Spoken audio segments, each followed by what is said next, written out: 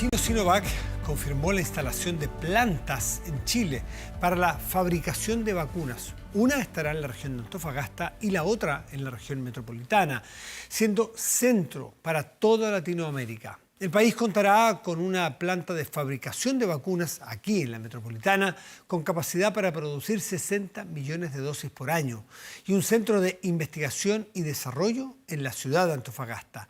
Desde la vicepresidencia del laboratorio chino anunciaron que la planta de manufactura podría comenzar a funcionar desde marzo de 2022 y así el país se convertirá en el centro de operaciones de la empresa para toda la región, produciendo dosis y exportándolas para el resto de Latinoamérica. Cuando el día termina, comienza medianoche.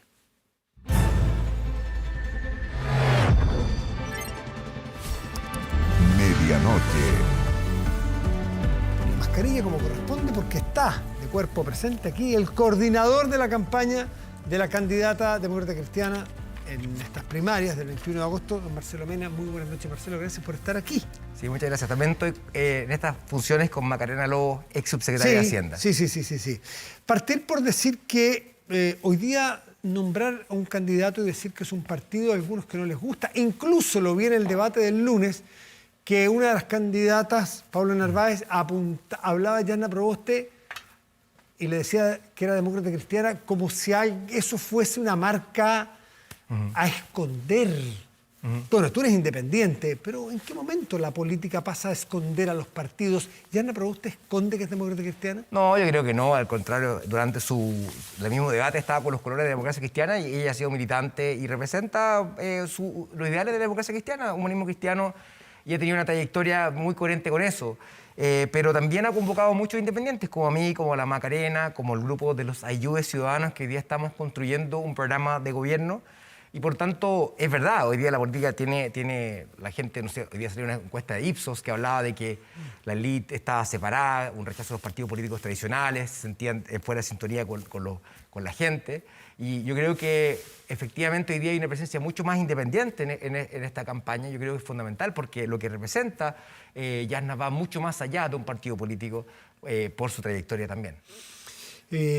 La decisión tardía, si definimos como tardío sencillamente en relación al resto de los competidores, no es que haga un juicio de que sea... ¿Le va a alcanzar? Porque los tiempos aquí son súper estrechos, pues. Me refiero a la primaria del 21 de agosto, o la consulta. Sí, sin duda es un desafío tremendo, pero en este contexto acá hay muchas circunstancias históricas que han dado la condición de que Yanna sea candidata. Ella no buscó ser candidata, no buscó ser presidente del Senado, pero su desempeño en el Senado, al ser capaz de poder unir a la oposición, la ha puesto en esa condición de poder impulsar ¿no es cierto?, una candidatura que ojalá sea la candidatura de centro-izquierda, y para eso tenemos una consulta ciudadana. Pero ese desempeño, que fue bastante brillante en poder alcanzar esos mínimos comunes y poder avanzar en una agenda legislativa, haciendo oposición de verdad, con un apoyo transversal por parte de toda la bancada de oposición, yo creo que es bastante impresionante, y eso le da pie a poder ser una excelente candidata a presidente de la República. Si nos ponemos a hacer esta suerte de juego de roles, un votante que nos está escuchando y que está indefinido, ¿por qué tendría que votar por Yanna Proboste y no por Gabriel Boric, eventualmente, si suponemos que Yanna Proboste pudiera ganar el 21 de agosto? Mira, ambos, yo creo que está claro que este país requiere grandes transformaciones y hay muchos temas que abordar. En el caso nuestro, estamos proponiendo este modelo socioambiental donde las personas y los territorios estén al centro, donde la descentralización, donde la transformación productiva sea importante. Pero hay matices. Por ejemplo, no hemos superado la pandemia. Tenemos que reconstruir para sanar. Tenemos que volver a los niños que han perdido muchas de sus clases presenciales a un estado de educación. Hay niños que llevan 2 años sin clase, que les tocaba aprender a leer y están atrasados en eso. Hay exámenes, hay listas de espera, hay una crisis climática, hay contaminación atmosférica, hay muchos desafíos que tenemos que enfrentar y, por tanto, tenemos que aprovechar esta condición como un puente hacia un mundo mejor. Entonces, ¿cuál es la diferencia? Pero eso, ¿cuál es la diferencia? Todas estas cosas me imagino que Sichel, Boric, el que fuera, yo creo comparten. Yo creo que no hay tan yo creo que esta mirada del modelo socioambiental, de las barreras, de haber superado distintas condiciones, haber roto techos de cristal, haber sido la primera mujer indígena presidente del Senado de Latinoamérica, son todas condiciones muy especiales que representan una historia de una persona que ha superado barreras. Nuestra mirada es que esas barreras no tengan que ser superadas por nadie, que tengamos una sociedad sin barreras, sin techos de cristal, y eso yo creo que la define como persona y por su historia. Y eso no creo que tenga comparación con ninguno de los otros candidatos. Pero por otro lado, una capacidad de... No estoy hablando de la gobernabilidad que nosotros hacemos hacerlo versus no. Es lo concreto. Estuvimos hace un año discutiendo con el gobierno con respecto a ayudas sociales. Los ministros se felicitaban cuando no era la que pedía la ciudadanía. Hay un primero, segundo, tercer, cuarto retiro y por primera vez cuando ella llega a ser presidente del Senado se llegan a acuerdos y se hace una mesa de mínimos comunes, se hace una pedida con claridad, nítida, que termina abriéndole los ojos al presidente Piñera, abriendo la billetera y hoy día con un IFE que está funcionando. ¿Ustedes son partidarios del cuarto retiro?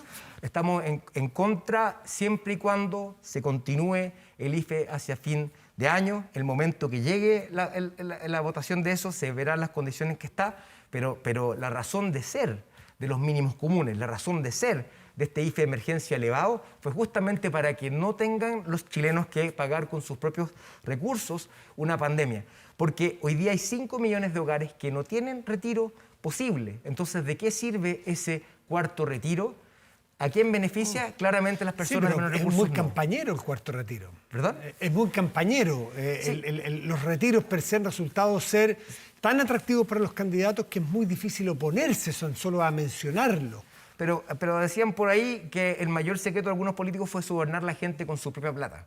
Y acá hay un problema que hay que resolver. ¿Eso es un retiro, a tu juicio? Sí, el retiro era justamente porque... ¿Es que la gente inocentemente estaba pagando con su plata la campaña de los políticos? No, que estaba pagando la pandemia cuando le correspondía al Estado tener un sistema de protección social para poder haber evitado lo que pasó.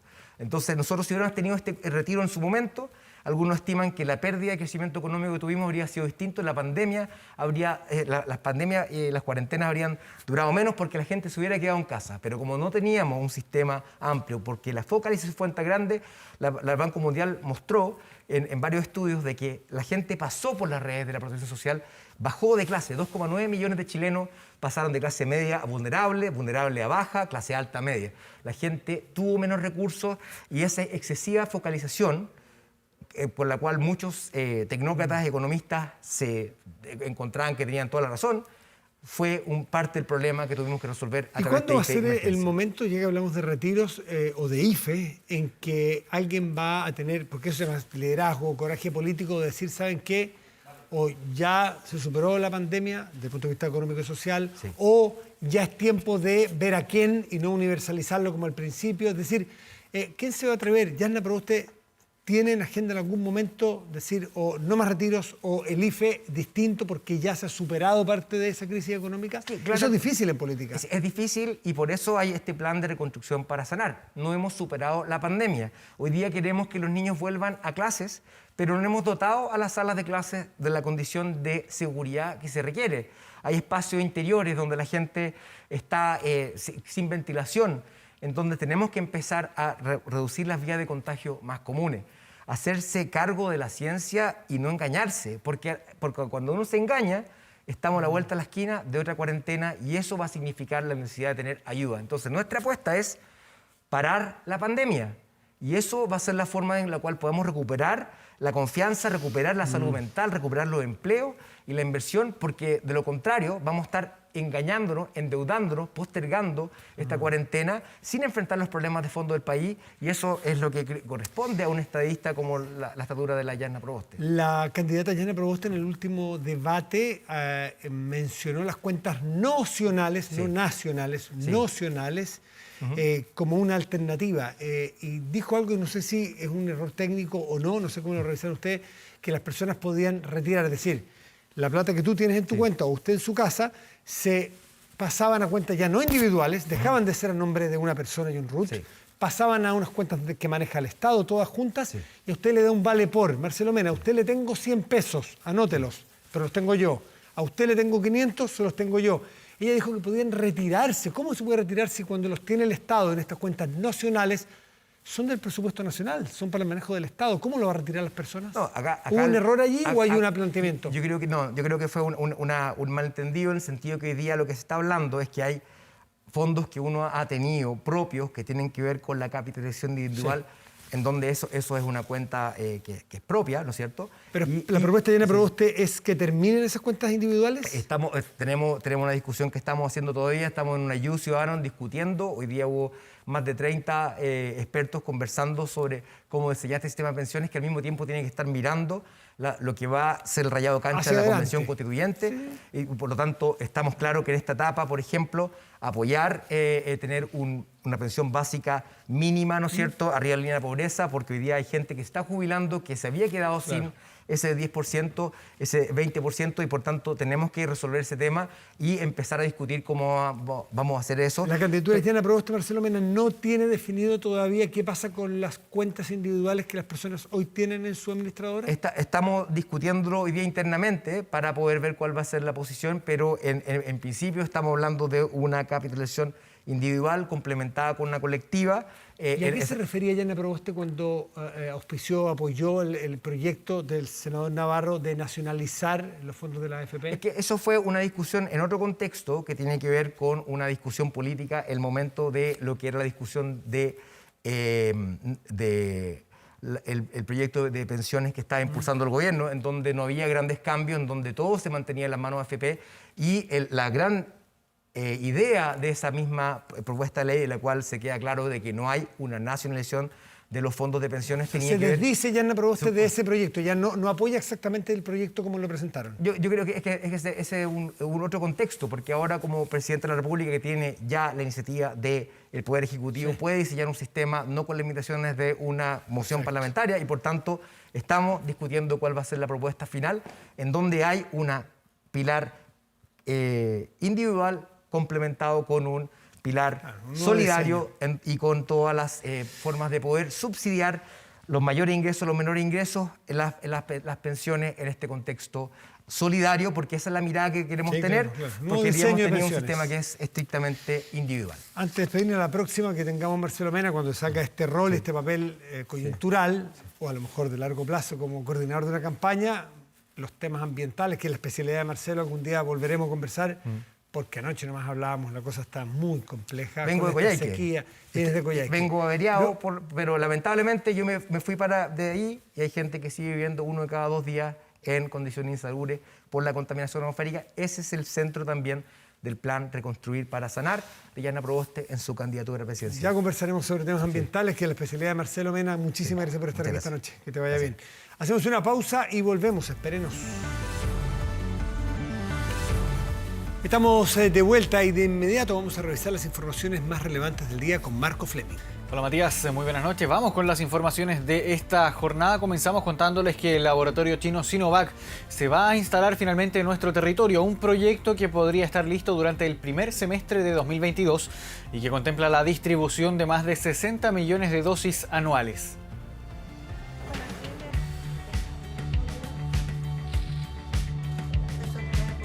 Es la mayor campaña de vacunación en la historia de la humanidad. En 180 países se han suministrado más de 4.210 millones de dosis. Aún muchas personas en el mundo esperan recién su primera inyección, mientras que Chile es una de las naciones con mayor cobertura. Una condición ventajosa del país que sigue creciendo, y es que el laboratorio chino Sinovac decidió instalarse en estas latitudes, con un centro de innovación y desarrollo en Antofagasta y una planta de llenado y envasado de vacunas en la región metropolitana. Queremos producir la vacuna CoronaVac en Chile. CoronaVac hecha en Chile. Acá lo que buscamos es que sea todo un trabajo colaborativo en cadena, que vaya desde la investigación más básica hasta su aplicación y la eventual producción en la planta. El objetivo será la producción de 60 millones de vacunas anuales, con una inversión de 60 millones de dólares. Un trabajo en el que han estado involucradas universidades y científicos chilenos de excelencia. Etapas más tempranas del desarrollo de vacunas serían en este centro en Antofagasta y etapas del envasado y la distribución desde la región metropolitana. Un trabajo que se llevará a cabo con premura, la misma que impone la necesidad mundial de más dosis. Trataremos de tener las vacunas disponibles en el primer o segundo trimestre del próximo año. Hasta 2002, Chile sí era productor de vacunas contra la viruela, la tuberculosis o vacunas antirrábicas, una capacidad que con este convenio se recupera. Y no solo para la lucha contra el COVID-19, también se fabricarán antídotos para la hepatitis e influenza. Una nueva etapa de manufactura asociada a la investigación y desarrollo. Esperamos que esto abra la puerta también para otras inversiones. Ya lo decíamos, además de suplir la demanda mundial y especialmente latinoamericana de vacunas, esta instalación nos pondría en un lugar prioritario en la obtención de vacunas, especialmente cuando la dosis de refuerzo es un hecho. Se confirma que vamos a iniciar un programa de dosis de refuerzo. No quisiera llamar tercera dosis, falta aclarar la fecha en la cual vamos a partir y los esquemas que vamos a utilizar. Detalles que la autoridad sanitaria espera dar a conocer este jueves. Y vamos también con otra de las informaciones de la jornada. Este jueves, finalmente, después de 35 semanas consecutivas de alzas, los precios de las bencinas van a bajar hasta 26 pesos por litro. El gobierno decidió modificar los parámetros del MEPCO para activar este descenso, que de todas formas va a tener un efecto transitorio porque se espera que el valor de los combustibles vuelva a subir. Hace 35 semanas que solo escuchábamos de alza en el precio de las bencinas. Yo lo cargo semanalmente y se nota bastante la diferencia en cuanto al bolsillo ya. Desde el 26 de noviembre de 2020 que los combustibles venían golpeando los bolsillos, pero eso hasta ahora. Todo lo que podamos ahorrar es bastante bueno. El gobierno decidió modificar los parámetros del mecanismo de estabilización de precios de los combustibles, el MEPCO, para así activar una importante baja en su valor. La bencina de 93 octanos caerá 26 pesos, la de 95, 23 y la de 97, 19 pesos a partir de este jueves. Es una herramienta que brinda la ley, que lo que provoca es un alivio también en esta coyuntura a mucha gente que tiene ese consumo de esos combustibles, ¿no? La pregunta es ¿por qué se decidió utilizar esta herramienta ahora y no antes? Ya estábamos rozando el límite de los 1.000 pesos. En algunos lugares más alejados, de hecho, donde el transporte es más caro, ya se había llegado a ello. Y por tanto se toma la decisión de hacer cambios en esos parámetros de forma de que puedan bajar los precios. La posibilidad de ver en gran parte del país la bencina sobre los 1.000 pesos habría sido el principal factor, pero también habría incidido la incipiente mejora en los precios internacionales. El gobierno tomó la decisión de realizar este ajuste relevante en el MEPCO una vez en que se ve una menor volatilidad del precio del petróleo a nivel internacional. Con esta modificación, que solo se puede realizar una vez al mes, los precios promedio de la bencina en la región metropolitana caerán a 892, la de 93, a 919, la de 95 y a 967, la de 97 octanos. Me parece excelente, la verdad es que no hay bolsillo que aguante.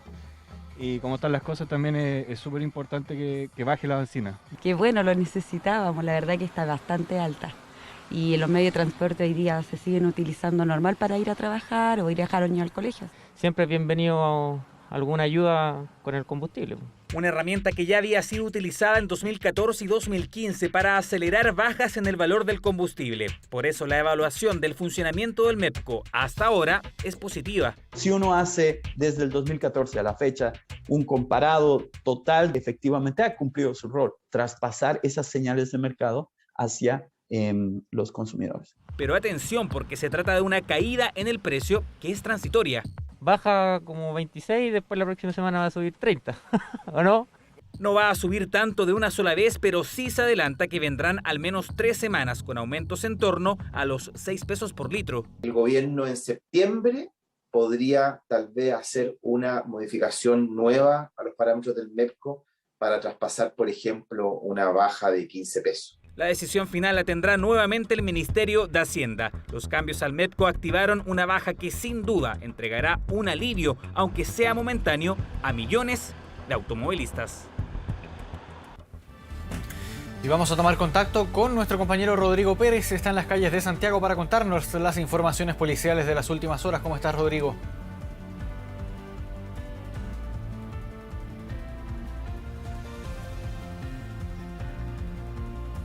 ¿Cómo estás? Buenas noches. Fatal accidente de tránsito registrado durante esta jornada de miércoles en la comuna de Santiago. Un ciclista de 59 años murió tras ser embestido por un conductor de un automóvil. Todo esto ocurrió en horas de la tarde. El ciclista transitaba por la avenida Blanco Encalada por la primera pista de circulación y al cruzar a la cuarta pista, a la altura del Club Hípico, fue embestido por este conductor, un hombre de 23 años. El hombre quedó gravemente herido, tuvo que ser auxiliado por testigos. También el conductor le prestó asistencia. Una ambulancia llegó hasta este sector y después fue trasladado hasta la ex posta central, pero por la gravedad de las lesiones murió minutos más tarde en ese recinto asistencial. Hay que hacer presente que a lo largo de la avenida Blanco Encalada hay una ciclovía. Carabineros indicaba que lo más probable es que el ciclista tenía las intenciones de pasar hasta esta ciclovía porque él lo estaba realizando o estaba transitando en medio de la avenida cuando ocurrió todo este fatal accidente de tránsito. Teníamos declaraciones en la voz de Carabineros durante esta jornada y os entregaron más antecedentes en torno a este fatal accidente de tránsito. Esto ocurre ya que la persona conducía su bicicleta, lo hacía por primera pista de circulación en dirección oriente-poniente. Y esta persona, por información de testigo, cruza desde la primera pista de circulación hacia la cuarta pista de circulación, no percatándose que venía un vehículo que lamentablemente lo impacta. Se presume que la persona tenía intención de ingresar a la ciclovía desde la primera pista de circulación y esta ciclovía está en la cuarta pista de circulación. Por otro lado, también hay que establecer si es que el conductor iba a exceso de velocidad y es por esa razón que la sección de investigación en accidentes en el tránsito de Carabineros quedó a cargo de toda la indagatoria para así entonces establecer más antecedentes en torno a este fatal accidente de tránsito donde un ciclista de 59 años perdió la vida la tarde de este miércoles en la comuna de Santiago. Gracias, Rodrigo, por este contacto. Buenas noches. Son las 2 de la madrugada con 49 minutos. Vamos a una pausa y ya volvemos.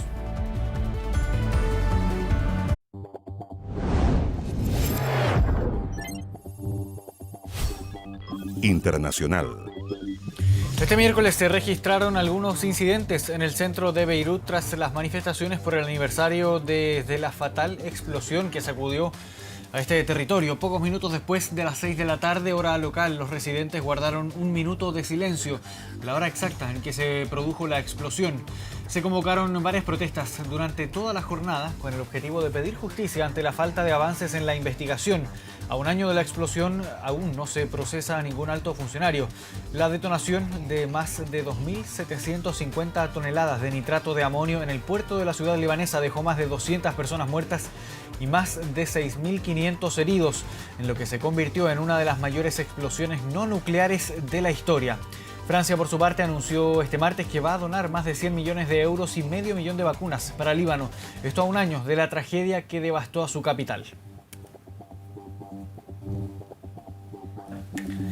China anunció el endurecimiento de las restricciones a sus ciudadanos que viajen al extranjero en medio de una nueva ola de contagios por COVID-19 en el país. Para controlar la aparición de nuevos casos, los servicios de inmigración van a dejar de expedir temporalmente a los ciudadanos pasaportes y otros documentos que son necesarios para viajar al extranjero. El virus estaba controlado en China, la vida estaba poco a poco volviendo a la normalidad cuando se descubrieron nuevas infecciones durante el mes de julio, específicamente en Nankín, un foco que se ha propagado a otras 18 provincias. Desde el 20 de julio se han detectado más de 400 casos de la variante Delta.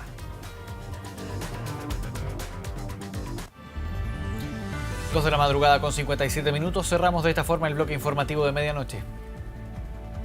Muchas gracias, Marco Fleming. Nos vamos a la pantalla principal de nuestro estudio y revisamos nuestro portal de noticias 24horas.cl. En este momento tiene, mire, como noticia una mujer que fue tan protagonista de autoridad de gobierno en su momento. Muere María Esther Férez, histórica líder de la Dirección del Trabajo. Un saludo a su familia, una mujer, insisto, que fue muy, muy central en un momento en los gobiernos de la Concertación, en los años 90. Más detalles y otras informaciones en 24horas.cl. Vamos a revisar el informe del tiempo para hoy, jueves 5 de agosto. Santiago tendrá cielo despejado y una máxima probable de 19 grados. En tanto, Punta Arenas, en la región de Magallanes y la Antártida chilena, tendrá 9 grados como máxima probable y cielo parcial. Con la entrega de esta información esperamos que usted haya quedado satisfecho y que ahora pueda descansar para que nos reencontremos mañana. Quede atento a cualquier información en cualquiera de las plataformas de TVN. Usted va a estar al día. Que tengan muy buenas noches y gracias por venir.